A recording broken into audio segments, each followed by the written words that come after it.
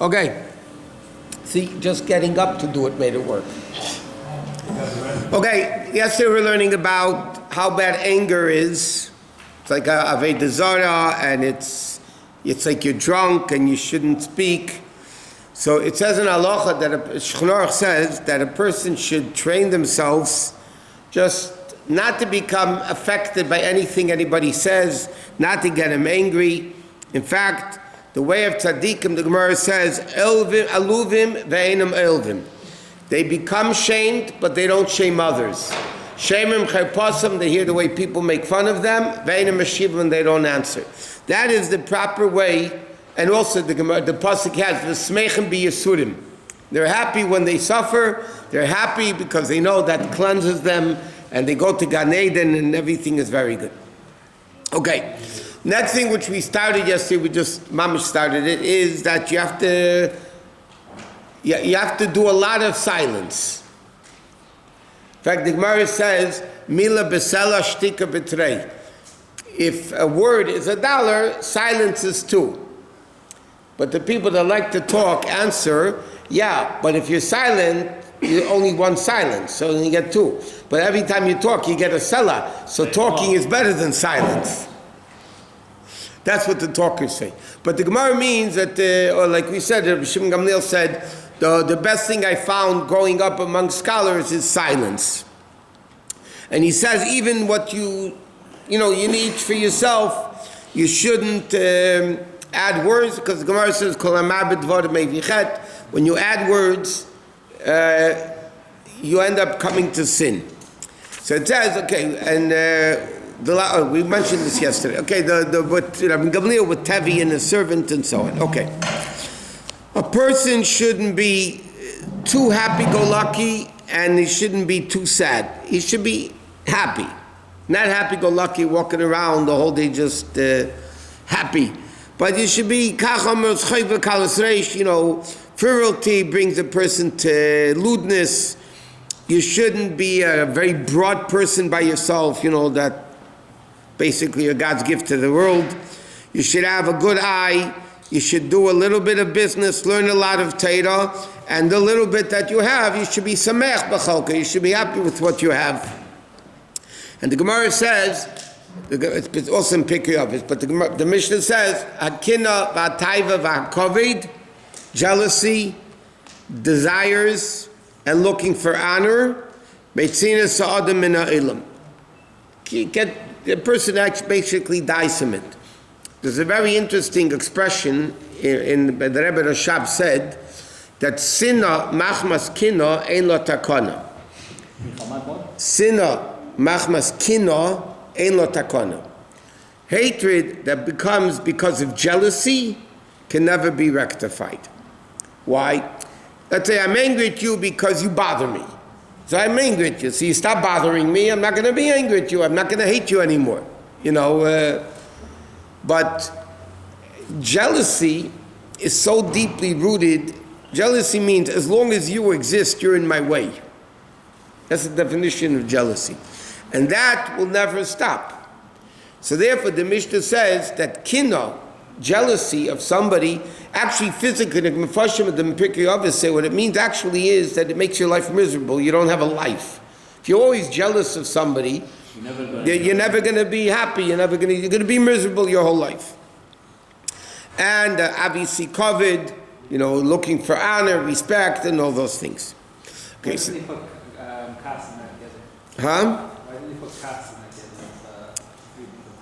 Because Kasset says ma'id, and the other things it doesn't say ma'id. It's not in the same category. Kas and Gaiva, the Gemara always puts in the same category, because both you have to be an extremist. Ma'id, you have to get away from haughtiness and away from anger. These things it just says, stay away from them, but not fanatically so. So okay, so now he goes to the opposite extreme. So a person will say, okay, if these are such bad things, I won't eat meat, I won't drink wine, I won't get married, I won't have a nice house, I won't have a nice clothing, I won't have a nice, he didn't say, a nice car, I'll wear sack and ashes a whole day. So he said that's also called a sinner. It's also called a chayta. Why? Because we know by a nazir, By a Nazir, they have to bring after the Nazir, when they finish the Naziris, being a Nazirite, they have to bring a korban chatos. One of the korbanos they bring is a korban chatos.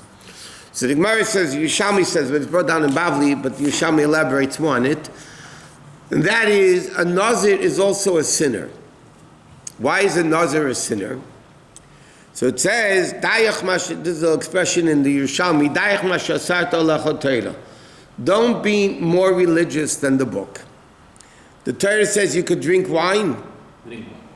Drink wine. Moderation, do it right, but don't be an extremist of removing yourself from the world. So therefore, and this is only, so it says in the Gemara says like this, a Nazir only separates himself from wine, he's called a sinner. So if everything else you're separating yourself from, for sure you're a sinner. So he said, therefore the Chachamim said the Chachamim say you should only be separated from those things which are forbidden. Now, even permissible things you should use, but not, like we said, the head in the boots. You shouldn't be overly indulged in it. You do it. But you shouldn't be overly indulged in this gashmiistic thing, but a person should elevate the gashmis. Now there's a very interesting machlekes in halacha. What happens, okay, so the Yerushalmi says the expression, don't be more religious than the Torah, right? The Torah says you can drink wine. So now the question is like this. What happens if you have a shaila in halacha? Okay, let's say in your kitchen, meat and milk get mixed together, and we learned if there's 60 times the amount, the concoction is kosher. So it got 60 times the amount. And the person says, I want to be machmir, even though the Torah says I'm allowed to eat it, because it's nullified. I want to be strict, I don't want to eat it. Are you allowed to have that attitude or not? So the Darkei Tshuva brings down a machlek, or Pitzchei Tshuva brings down a machlek, the Darkei Tshuva also does. In Yodedeya, if a person is allowed to have that attitude or not. Some poskim say, you're allowed to have that attitude. It's not that I'm more religious than the Torah. I'd rather, the Torah allows it, that doesn't mean it's, the best way of doing it. Another opinion say, no, you're like an apikatus. The Torah says it's good, what are you more religious than the Torah? But this you have, it depends why a person's doing it also. There was a chassid, Rabbi the Masmid. The previous Rebbe, the Shab's chassid, Friedrich Rebbe's chassid.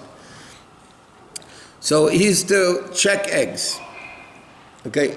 He used to check hard-boiled eggs that you didn't have to check. And he would cut the egg open, he would check it for 10 minutes. And then he would call over a bacher. You see any... So the bacher would say no. He said, okay, eat it yourself. He still didn't. He was a little... No, he was very holy. He was a Bein Yaftanya. But he was a very holy Jew. But the shaila is, how extreme can you do if Torah allows you to do something? Are you allowed to be machmir not to do it? So by Chassidim B'chlal, they hold that you could be machmir more. Because you're not doing it because I'm more religious than the Torah. The Torah says you're allowed to drink wine. Don't come along and forbid wine like a Nazir does. The Torah says you can eat meat. Don't make a neder not to eat meat. In fact, even a Nazir, Rashi says in Chumash, in Parshas Nosei, Rashi says, why is the Parsha of Saita right next to the Parsha of Nazir? The Gemara says, but Rashi in Chumash, it says, close to the Gemara in Saita, what's the connection between in Chumash, between Nazir right next to Saita? So it says, Hareya Saita, Kolosei Yazir Yachmir Atzmim Minayayin. Okay? If you see a Saita sinning, which causes through wine, so then you stay away from wine. So that's, in other words, when a person is one extreme, like we learned the other day, then you have to go to the other extreme. Ideally, you're supposed to do what the Torah, if the Torah allows it, don't make yourself more religious than the Torah. Okay, that's also sinner, it's okay, enough what the Torah says. Okay, but is that, by the way, it's the same way, you're not allowed to fast, you're not allowed to torture yourself, that's mamish asim in Torah. Shlomo Melech says the pasuk, "Alti tzadik harbe." Basically means don't be too religious. Don't go overboard when the Torah says you can do it, you're allowed to do it. And don't be too smart. Okay, next. At the beginning of Vaad Rabbonim Lubavitch, it starts with Yehuda ben Tema Eimer. Yehuda ben Tema says, he quotes the Mishnah in Pirkei Avos. But Kitzer brings it down also. He quotes the Mishnah in Pirkei Avos, says, Yehuda ben Tema Eimer, you should be Az Kanemer, bald like a leopard, Rot Katzvi, running like a deer, Kiber Kari, right? Okay, all those things. So what the Gemara says, what does it mean, Az Kanemer? What does it mean you should be bold like a lion, like a leopard? A leopard is a mamzer, by the way. The Bartanur explains in the Mishnah Pirkei Avos, what does it mean, Az Kanemer? It's a mamzer between I think it's a horse and a lion cub, whatever. A leopard. I know, but I'm saying a leopard is a mamzer. I don't have a Mishnah. The Bartanur says what the two animals are, that a mamzer. So a mamzer has a lot of chutzpah. The Gemara says, given the chutz of kulahai, shmamino mamzeru. The fact that a person has a lot of chutzpah implies he's a mamzer. In fact, according to many opinions, Rabbi Yosef ben Karcha, who is the Rebbe of Yoshke, realized Yoshke is a mamzer because he had a lot of chutzpah. But the Gemara says an expression, given the chutz of kulahai, shmamino mam. It's not in the Gemara, it's in the Gemaras that were taken out, but it's put back in already. So what it means is to be bold like a leopard doesn't mean to have chutzpah, because it says in Shulchan it shouldn't be chutzpah even in holy things, because you shouldn't get used to the trait of chutzpah. Chutzpah itself is not a good trait. The only time chutzpah is a good trait is if utilizing kedusha. It says, so what does he mean? The din is al-yevish mitnei amaligim. You shouldn't be embarrassed from the people that scoff at you, make fun of you. You're doing Yiddishkeit, they make fun of you. So then you need chutzpah, not to answer. It says in Shulchan Aruch also. The Alter Rebbe brings it down. You don't answer chutzpahdik. Chutzpah, positive chutzpah is an attitude within yourself. I'm going to do what's right. I don't care what people are going to say if I know what I'm doing is right. But it says in Shulchan Aruch, even Kitzer says,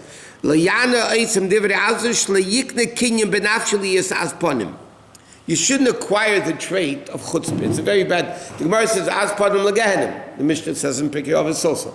So you shouldn't have chutzpah. But the first din in Shulchan Aruch, which as the Rebbe said many times, there's 4 sections in Shulchan Aruch. There's Orach Chaim, Yoredeya, Even Ezer, and Choshen Mishpat. And each one of them has hundreds of chapters. And each chapter has many seifim, many paragraphs. So the Rebbe says like this: the first paragraph of the first siman of the first chelek of Shulchan Aruch, what does it say? In other words, the opening to Shulchan Aruch, al yevish mipnei amaligim. Don't mind the scoffers.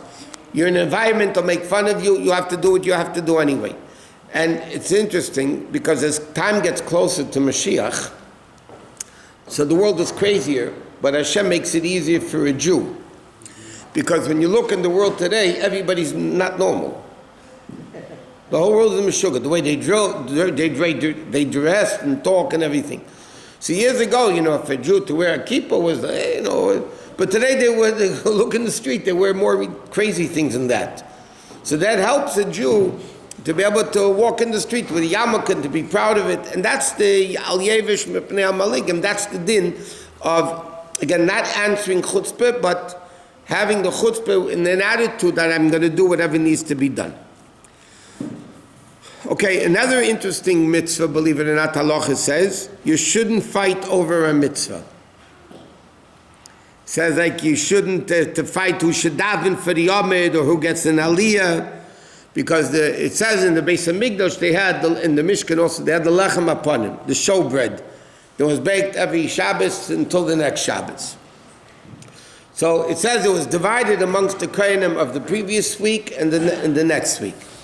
So it says the Kohanim, the refined Kohanim, never, because they used to grab it. It was a holy thing, the lechem upon. So the Kohanim would fight to push it. And the Gemara says, Hatzinuim, the more modest Kohanim, the more refined Kohanim, Meshchin Yedem, they didn't bother grabbing it. And what is it called? The Gargarin, pardon the expression, the fressers, they were grabbing it to get it. So even though it was a mitzvah to eat the lachem apanim, it was a holy thing, but the Kohanim didn't fight over it because they understood fighting is worse than having. We learned also in the dinim of Kaddish, if you take away the amid from somebody who's supposed to have it, not only does it not help your neshama that you're saying Kaddish for, no, it makes it worse, and it helps for the person who's supposed to get the Kaddish anyway.